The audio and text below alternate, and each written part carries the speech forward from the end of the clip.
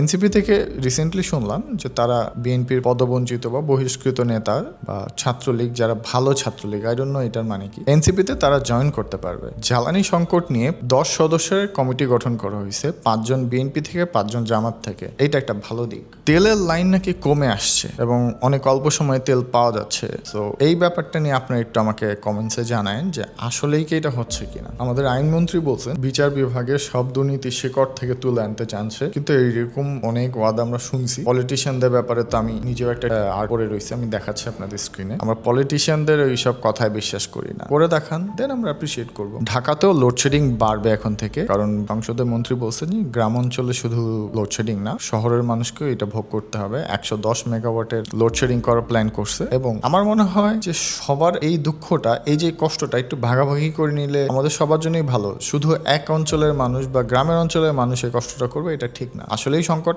আছে, যাতে প্যানিক না হয়। গভর্নমেন্ট বলে সংকট নাই, যুদ্ধ ঠিক হইলে হয়তো বা সব ঠিক হয়ে যাবে।